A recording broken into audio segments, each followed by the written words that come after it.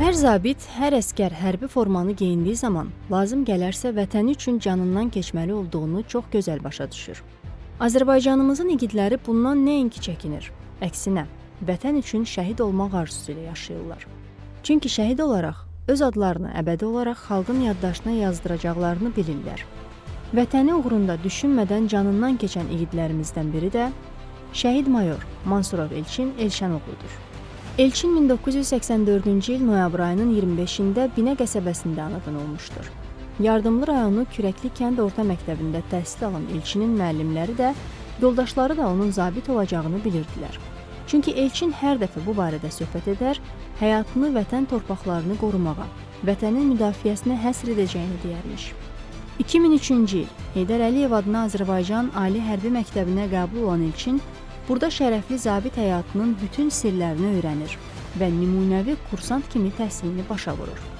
2007-ci il iyul ayında Tovuz rayonunda leytenant rütbəsi alaraq kəşfiyyatçı kimi xidmətə başlayan Elçin, Tovuz, Murovdağ, Göygöl və Füzuli rayonlarında xidmət edir. Kəşfiyyatçı olduğu müddətdə düşmən tərəfinə keçər və səfərləri qanla bitərmiş. Düşmənin gözünə elə qorxu salıbmış ki, düşmən ona ləqəb də qoyubmuş. Döyüş yoldaşları onu kəşfiyyatın buran əli, tənha canavar, Bozqurd deyə çağırırlarmış. 13 illik xidməti dövründə 6 medalla, dəfələrlə fəxri fərmanla təltif olunan Elçin 2020-ci ilin yayında mayor rütbəsinə yüksəlir. İkinci Qarabağ müharibəsinin ilk günlərindən silaha sarılan Elçin, müharibədə göstərdiyi şücaətə görə hər kəsin nümunə alacağı döyüşçüyə çevrilir.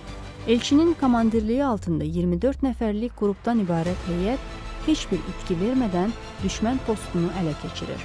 Sonrakı döyüşlərdə qısa müddət ərzində düşmənin olduqca strateji əhəmiyyətli 3 postunu ələ keçirən Elçin 30 ildən sonra azad olunmuş mövqeyə bayrağımızı sancır. İkinci hücum zamanı isə cəmi 45 dəqiqə ərzində düşmənin 2 tağımını darmadağın edir. Qorxmaz qəhrəmanımız tabeliyində olan qrupdan ayrılaraq düşmən bölmələrinin yerləşdiyi dərinliklərə tək başına hücum edir. Daha 22 düşmən əskərini məhv edib geri qayıdan zaman 27 sentyabr tarixində Buğra Dərəsi adlanan ərazidə düşmən snayperi tərəfindən vurularaq şəhidlik zirvəsinə yüksəlir. Ölümündən sonra Füzulinin, Xocavəndin azad olunmasına görə, igidliyə görə, vətən uğrunda və vətən müharibəsi qəhrəmanı medalları ilə təltif edilir.